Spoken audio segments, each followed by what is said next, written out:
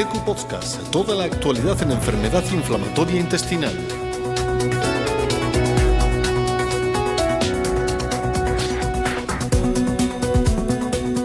Bienvenidos a este nuevo episodio de GTQ Podcast. Tenemos hoy la suerte y el lujo de contar con el doctor Daniel Ceballos, jefe del servicio de gastroenterología del Hospital Universitario Dr. Negrín en Gran Canaria y especialista reconocido en enfermedad inflamatoria. Bienvenido, Daniel. Muchas gracias, Marifé. Bueno, el tema de este episodio es la monoterapia con inmunomoduladores en la enfermedad inflamatoria intestinal, con la aprobación de nuevas pequeñas moléculas, nuevos biológicos y las recientes publicaciones de las guías de la ECO 2024 sobre el tratamiento de la enfermedad de Crohn, pues vemos que tenemos más opciones terapéuticas y los posicionamientos terapéuticos son cada vez más complejos. Además, recientemente se ha publicado el estudio Profile en pacientes con enfermedad de Crohn, que demuestra que la estrategia top-down es marcadamente superior a la estrategia step-up en pacientes con enfermedad de Crohn de debut. Entonces, mi pregunta es la siguiente. Una vez el paciente debuta con una enfermedad de Crohn, ¿se hace estrategia top-down o step-up acelerado? ¿Tú crees que en el mantenimiento la azatioprina tiene algún papel? Sabemos que la azatioprina no es eficaz en inducción, ni en enfermedad de Crohn ni en colitis, pero mi pregunta es ¿qué papel puede tener la azatioprina en el escenario de la enfermedad de Crohn? Pues Marifé, es una pregunta controvertida. Tenemos en nuestras unidades muchos pacientes tratados en monoterapia con inmunosupresor, con azatioprina o también con metotrexate. Ya sabemos que en el escenario de inducción no tiene papel y por lo tanto lo que nos tenemos que plantear es qué grupo de pacientes, y aquí empiezan los predictores y las necesidades de segregar, seleccionar e individualizar la terapia, qué grupo de pacientes se pueden beneficiar de tener una prescripción de un medicamento que tiene una amplia experiencia en nuestras unidades inflamatorias, que tenemos perfectamente costumbre de prescribirlo, que tenemos absolutamente conocido su perfil de seguridad y que además es barato. El coste directo de los fármacos inmunosupresores de los que hablamos no tiene comparación respecto a los biosimilares, las nuevas moléculas orales o los nuevos biológicos originales que están incorporándose. Pero la pregunta es, ¿la efectividad es suficiente? ¿Correríamos el riesgo de perder la ventana de oportunidad en el caso de usar por obligación administrativa o por inercia prescriptora medicamentos inmunosupresores en la primera línea después de conseguir la remisión del brote? El riesgo está en que sobretrataremos si le damos biológicos a todo el mundo e infratrataremos, que es peor a mi juicio, y conduciremos al paciente a una evolución natural de la enfermedad en el caso de que nos quedemos cortos con el inmunosupresor. Necesitamos predictores para ser capaces de segregar aquellos pacientes que van a ir bien con una terapia de primerísima línea, como un inmunosupresor en monoterapia, de aquellos pacientes que se van a comportar de una manera, la enfermedad se va a comportar de una manera más malévola. El problema aquí está en ser capaces de individualizar la terapia, que todavía no hemos alcanzado ese punto. Hasta el momento lo que tenemos es una comparación indirecta mediante metaanálisis en red y alguna pequeña comparación head-to-head. Podemos hablar del SONIC, podemos hablar del SUCCESS y también podemos hablar del Profile que nombrabas. Y en estos casos la monoterapia con inmunosupresores queda en mal lugar. Otra de mis preguntas es que en el estudio Profile no se incluyeron pacientes con enfermedad de Crohn leve, pues todos tenían un Sample Endoscopic Score elevado, de más de 6, en enfermedad ileocolónica, un índice endoscópico mayor de 4 si era ileal, tenían la actividad. Sabemos que es esencial hacer un diagnóstico muy fino del tipo de fenotipo y tipo de enfermedad de Crohn al debut, porque esto nos va a ayudar en la toma de decisiones. ¿Qué consideras que es una enfermedad de Crohn leve o una enfermedad de Crohn con un fenotipo o un comportamiento que te lleve a hacer un top-down? Pues esa es la pregunta clave, precisamente es lo que nos va a conducir a individualizar la terapia.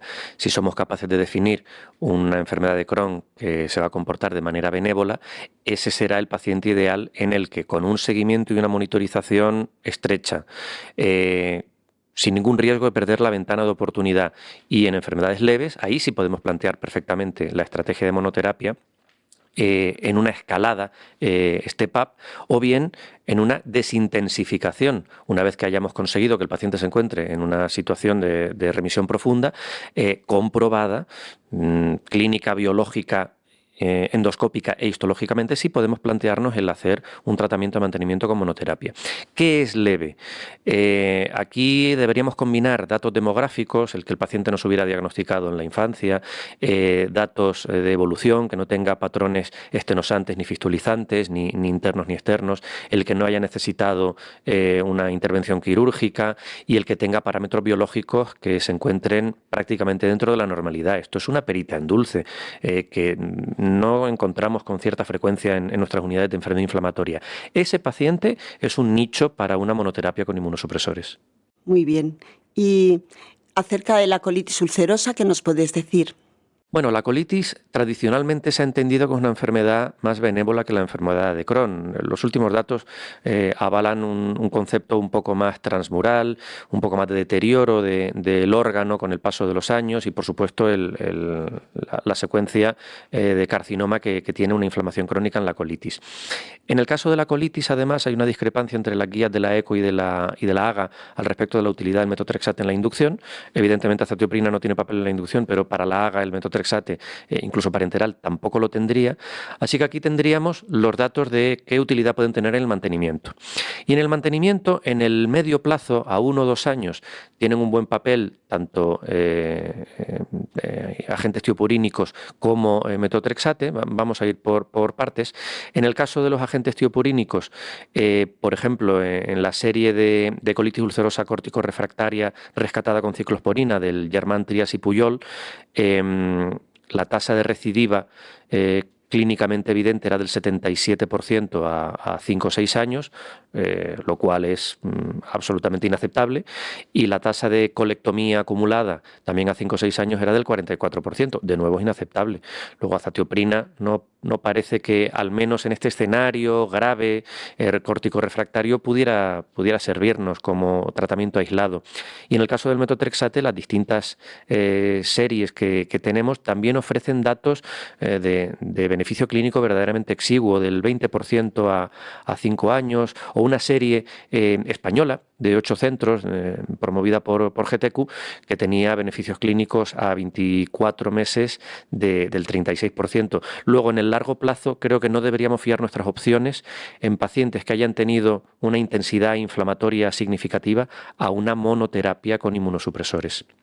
Y ya mi última pregunta es acerca de la prevención de la recurrencia posquirúrgica en la enfermedad de Crohn. ¿Crees que tiene algún papel, sobre todo en pacientes que están recién operados y tienen un fenotipo que no es estenosis pura?